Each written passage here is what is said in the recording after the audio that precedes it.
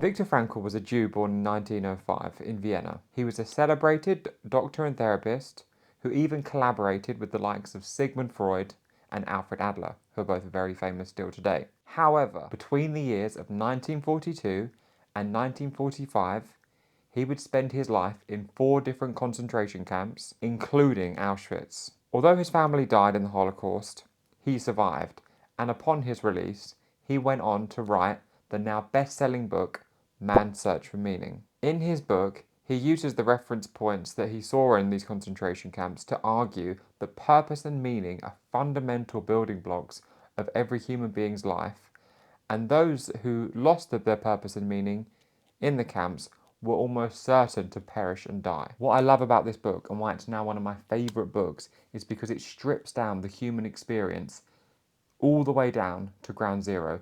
When there's no food, there's no sustenance, there's no hope, there's no guarantee of life, there's no family. All that's left to ask is, what do I have left and what is going to keep me going? And those questions are as applicable to human beings today as they were 80 years ago in the camps. So in this video, we're going to pull out the 5 most profound lessons from Viktor Frankl's book, Man's Search for Meaning, and pivotally and crucially, we are going to ask the question, how can the lessons learned then be used to benefit our lives today? My name is George, I'm a therapist and coach, I help people.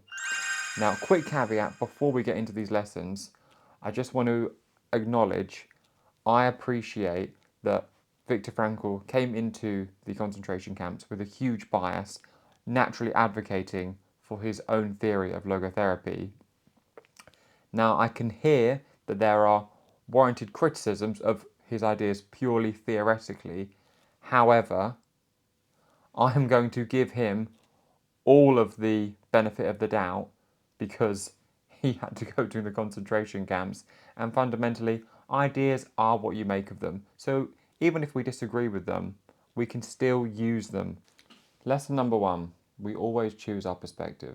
Let me read you this quote. The last of human freedoms, to choose one's attitudes in any given set of circumstances, to choose one's own way. What Frankl is describing here is, despite him being in a concentration camp and all of his freedoms are taken away from him, he still has that inner freedom to pick how he perceives his environment. Does he see it as a hopeful environment? Does he see it as an environment with any hope? Does he feel helpless? When he wakes up in the morning and is going to his slave labour, can he look at that sunset and still appreciate the goodness of nature and the goodness of being alive? Or does he come out of his hut, stare at the ground, and just focus on the depravity, the hunger, the tiredness, the pain, and the cruelty? Now, those examples are a bit out of touch for someone living in the modern time. However, we can still apply these lessons today. So imagine, you look out the window, you've got to go out, you see it raining. You can choose to either have that ruin your day or to think, I love rain, what's a little drizzle, give me a little wake up. Someone cuts you up in traffic, you can choose to lose your head, start honking on the horn, screaming at them, or you can choose to just let it go and go, you know what, he must be in a rush, he must be having an even worse day than me. There are so many times throughout the day when you can choose to take a different perspective. If someone doesn't listen to you, if you are not appreciated for all the work that you've done, the key here is just to remember, you always have a choice to choose how you perceive something. You may not be able to change what objectively occurs, but you can always choose how you think about it. Ever since we've been little, this question of what is the meaning of life has always been presented as an unanswerable question. However, Frankl flips that script and asks you to answer it. In fact, informs you that it is your life's work to find the best answer you can to what is the meaning of life. So, you've got to imagine yourself, right, on your deathbed, having looked back at your entire life, at how you spent it, how do you want that question to be answered? Because your time is running out, second by second, day by day. So perhaps the divine influence of, yes, this is the meaning of life all along when Jesus comes back or whatever again. But no, you've got to actively engage with answering the question, how do you perceive the meaning of your life? And how do you want to spend your days on this earth? Lesson number 3 is the power of a why. Now, in a similar tone to Simon Sunak's book, Everything Starts with a Why, Viktor Frankl can be quoted as saying, "He who has a why to live can bear almost any how." Now, what that is telling you, and this is applicable to every area of life, when you know what your purpose, what your mission is at like a top-down level, like what you are on this planet to do, all the hows of what you need to do to achieve that will naturally come to you. You shouldn't look at your life from a micro level of like, oh, why am I doing this? Why am I doing that? You need to look at your life from the top down of what am I trying to achieve? What do I stand for? What are my values? How do I want to spend my life? And by being deeply aligned to your own character, you will be able to bear anyhow, smash down any door that stands in your way of living the life that you know you are meant to. Now, Frankl also distinguishes 3 different ways from which you can find meaning. And they are, first of all, an endeavour. So that could be something like industrial or whatever, like a task. A relationship, so potentially being a mother, a father, etc. And then he also distinguishes quite interestingly, sometimes when the other 2 are not available, all you are left with is this idea of just suffering well. So not suffering helplessly, not suffering squirming, just waiting for the last breath of yours to exit your body, but suffering with dignity and pride and trying to choose the utmost greatest perspective from which you can see your own demise. Now that's quite dark and certainly potentially doesn't read well, but I think what the point he's trying to outline here is, even in the absolute worst circumstances, which he of course witnessed, there is still some sort of personal soul that you can choose to grip onto until all your seconds are up. Lesson number 4, be smart, it's good for you. Sensitive people who were used to a rich intellectual life may have suffered much pain, but the damage to their inner selves was less.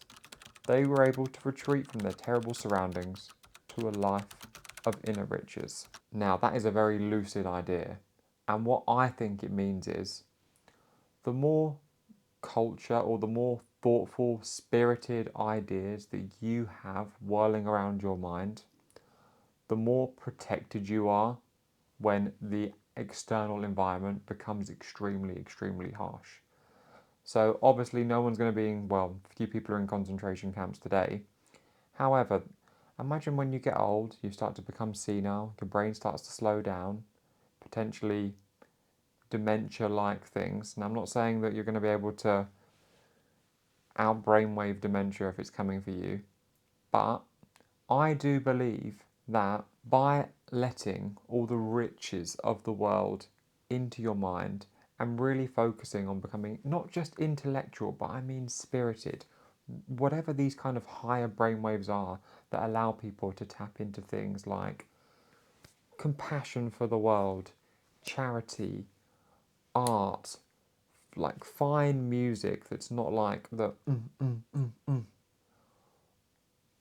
All of these things create a rich inner world that enable any man or woman at a moment's notice to go into that internal world and for that internal world to be far more soothing. Frankl also makes an outrageous parallel to a man's suffering is similar to the behaviour of gas. Now, what he was referring to here is, if you gas this entire room, the room will fill with gas. However, if I put furniture in this room, if I put a bed in this room, cupboards in this room, all of a sudden that gas doesn't have as great a volume to expand into. And you should really think of your own mental health and your own mentality like that. I'm imagining a painting, right? And imagine that painting, the black dot in the middle is the death of your loved ones or something horrific. It's trauma. However, if you can paint around that dots in bright yellows, blues, pinks, greens, and those coloured dots are things like love, relationships, soulful experiences, all the greatness of life. Well, all of a sudden, when you stand back and look at that picture for all the dots, including the black one, all of a sudden it doesn't seem so bad. Lesson number 5. No one type of person is bad. The mere knowledge that a man was either a camp guard or a prisoner tells us almost nothing. Human kindness can be found in all groups. Frankl tells this amazing story where I believe it's the commander of one of the camps. Once the war is over and the Soviets are coming in, 2 Jews from the camps run him out into the forest and they hide this guard. I think he's the commander. And they refuse to tell the Soviets where he is until they've acknowledged that they want to keep him safe and he won't face any harsh punishment. Now, what on earth are 2 Jews doing hiding like an SS commander? What Frankl witnessed is guards showing compassion, being kind. And how we can think of that today is the world, yes, is so polarised, right and left, Jews, Palestinians, Russians, Ukrainians, however you want to split it. But fundamentally, we must remember that goodness and badness exists in all camps. You could have a horribly cruel doctor and you could have an amazingly kind, even ex-murderer. So we've really got to pay attention to the quality of someone's soul as opposed to the prejudices that we inflict upon them, which might be warranted, but may be untrue. And I think what Frankl's lesson here is we can't let ourselves become scorned by all the evil in the world and hold these stark prejudices against random races or random demographics of people. Yes, there's so much evil going on in the world all the time, but there's also so much good. And as adults, we've really always got to remain open to differentiate good from evil, because otherwise we are throwing out the baby with the bathwater. Okay, that's everything from me. If you want to read his book, I'm going to leave a link in the description. Otherwise, the idea of existentialism around therapy, counselling, that will give you a lot of insight into the type of work that Frank was talking about too. His specific theory again was logotherapy. Otherwise, I just made a video on self-awareness and how we can start to develop and build that, very much in tune with this sort of video. And then lastly, I'm going to pop up on screen how I think this video went. I would love to hear your comments and feedback as usual.